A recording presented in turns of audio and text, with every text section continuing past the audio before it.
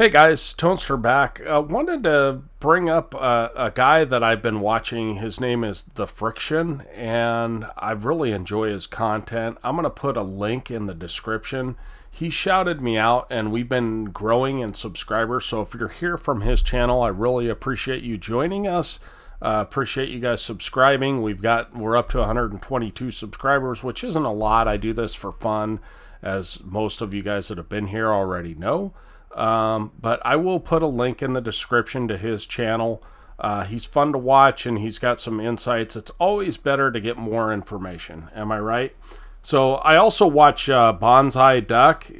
His name is actually Bonzi, but it was supposed to be Bonsai Duck. And I will put his link in the description too. He streams and he also does a lot of tank reviews and a lot of gameplay reviews. So here we are with the Sta-1, and I think I've done kind of a review in the past on this, but I'm going to run through it real quick.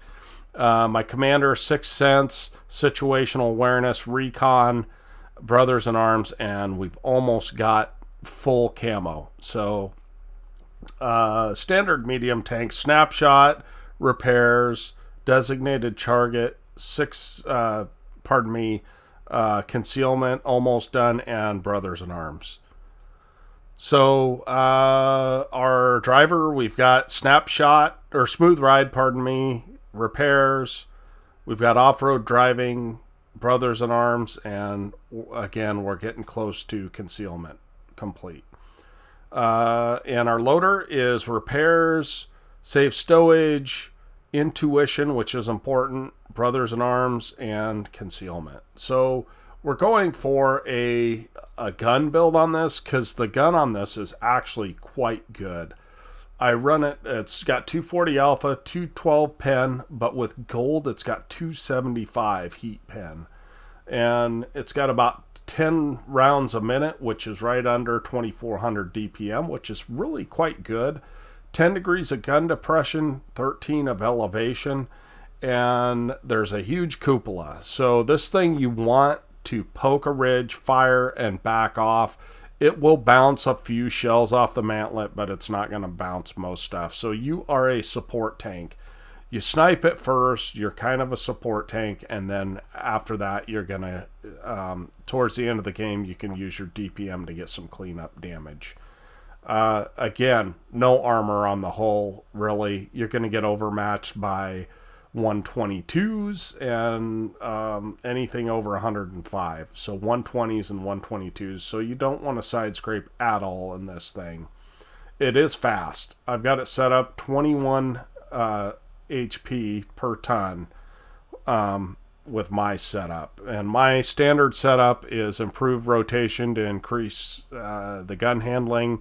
I've got a turbocharger and I've got our gun rammer, and I am running food because I don't plan on exposing this hull at all. So that's kind of the playstyle of this thing. It's got pretty good camo. My second setup is similar, but I got CVS instead of a rammer, and also I've got optics. So that is for big open maps. I had binos on it, but even with optics, I've got 500 meters of view range. That's plenty. And with this sneaky play style, as long as I can get into a bush at 34% camo, I'm gonna be sitting there looking pretty. So that's my setup. Let's go ahead and watch the game.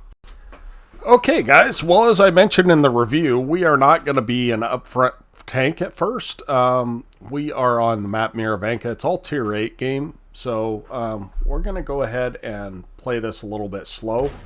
We're on the losing spawn, in my opinion. This side, the north side, has way better spotting potential. If you try and spot from the south side, you're going to get yourself in trouble.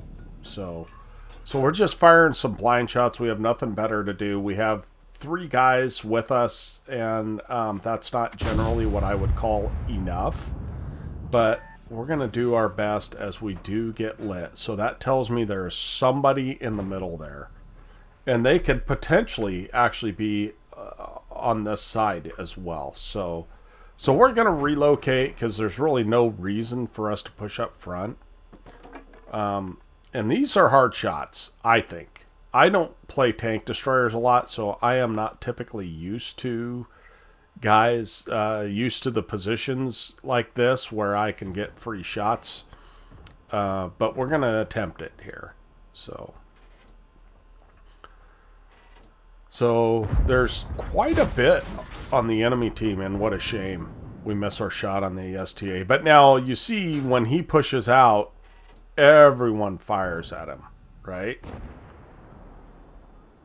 So we're going to go ahead and sit back here and just do our best to get some damage. Now, I realize that we're kind of playing off of our team, but there's really not much we can do unless we want to die. So one thing that's smart to do is knock down that building in front, but right now we got a Bazante pushing in, and we've got a bunch of guys. So our guys are extremely outnumbered right now. So we're looking for shots. We're not getting them. And we're going to have to leave this area pretty soon, right? There's just no way we can hold this side. And that's okay. We're going to go ahead and get a shot on the STA. Does that get us lit? It sure does. But everyone is too busy shooting at our heavy tank to bother with us. So the reason I'm focusing that STA is because he's fast, right? And I want to get rid of him. So we are lit here. We're going to go ahead and hopefully finish this guy off, and that's exactly what we do. And our teammate dies, but I realize that we've got a tank in the back, a nice tank destroyer. So we're going to fire. We miss that shot because someone else takes the kill, which is fine. And we're just going to continue to spot these guys and hope that... Oh, our tank died. It's time to scoot, boys. Time to run. Which is exactly what we're doing. So I hope we didn't try and get out of here too late. Obviously, this is an ace tanker, so we didn't. But we're going to try and keep these bushes between us and this Alpine Tiger, right? We're losing the game, but not badly enough that we shouldn't at least try and get some damage on these guys. And that's exactly what we're going to do. We get one shot, we take a blind shot, and now it's time to scoot, right? We have an IS-3A in the middle, so that's good. And now that we're in this dip, we're actually fairly safe from the enemy. So this tank is use your tank to every advantage you can, and we're going to go ahead and get the final shot. If we gave that IS-3A good spots there, and we're going to continue to work this side. Now, these guys have maybe backed off this side. I'm not sure. Oh, not totally. There's an ELC in the open. He's going to give us a shot. And our IS-3A is going to punish him. So we're able to get a nice shot onto the ELC. You notice how I aimed behind him so that when I was fully aimed, I could take the shot. And that's extremely important when you're playing against a really small target. You want to aim where they're going to be, not where they're at. So it looks like we can repush this side. Most of the guys are on the other side, right? And these guys pushing in is a terrible idea, but us pushing in, we got the support of an IS-3A, and they've got a CS-52, so I feel like we can push in here and get maybe some free shots. So we're lighting this guy, and he's probably going to spot us there. Yes. And we're just going to continue to try and keep... This guy's in trouble, right? Because he's lit by me, and we've got an IS-3A to help us. So that helps us significantly. Now we're just trying to find this last guy on this side. Except there's a Hawk 30, and there's an STRV of all things we have gotten ourselves into a huge crossfire. However, we get bailed out by our heavy tanks. So now, at this point, all I'm going to do is try and stay hidden. Because I know that they've got at least 2 tanks in the back. And we're going to see if we can get a shot on this guy. We can. We go for a tracking shot. Does not take.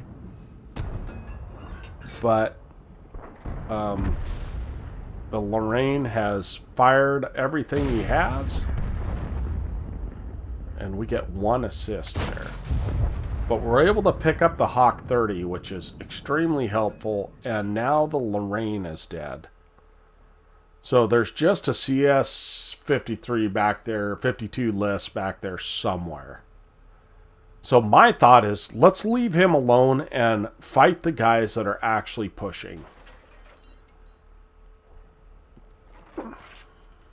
And we don't have a shot, but I bet you that Scorpion's going to push. So we're going to pre-aim, we're going to fire, and we're going to get a nice shot on him. So we're up to 3,000 damage, 1,800 assist, and now these guys are in a bad position, right? Because they're in a position where I can light them from this other side of this hill, and hopefully I can put some damage into them. So that's the plan anyway.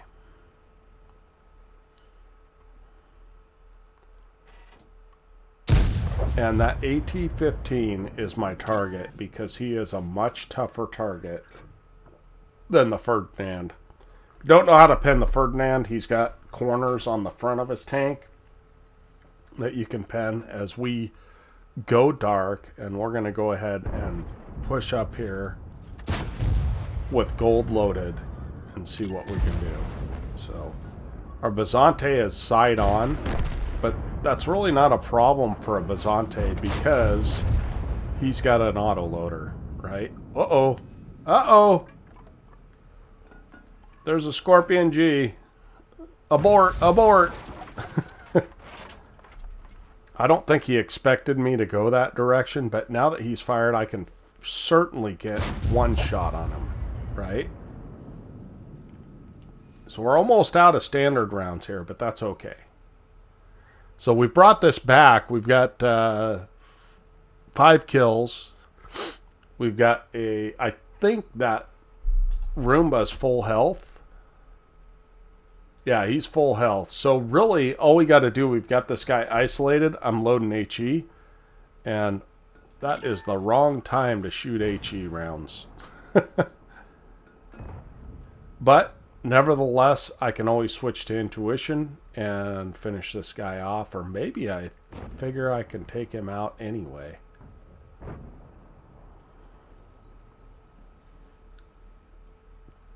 I'm trying to bait him into shooting at me, but it looks like he backed completely off. So given that fact, we're going to go ahead and load a standard round and push into him because we have 700 health. What's the worst that can happen? So he's lit now. He's not going to want to push up. And even if he does, I don't really care. We miss our shot, but we know that we're going to out-reload him. And it is just a matter of time to pick our 6th kill up. Let's look at the after action on this. Okay, ace tanker here, and we've got a top gun, pardon me, for our 3,600 damage, 6 kills, 1,473 base XP. Our IS-3A and Gasor did some work. 29 shots, 20 hits, 18 pens. That's kind of standard for this thing, and 1,976 assistance. So that takes us up 5,600 somewhere in there. And we earned 50,000 credits on this game. So it is a decent credit earner. And we had a 2 times, so it was 3,000 XP to our crew. And also if we need to do field mods. But we have our field mods fully unlocked. So appreciate you guys watching. Hope to catch you guys on the next one. Remember to check out Bonzi's channel and also the Frictions channel. They're both worthwhile, and I like supporting other smaller YouTubers. I think we need to kind of stick together. All right. See you next time. Toaster out.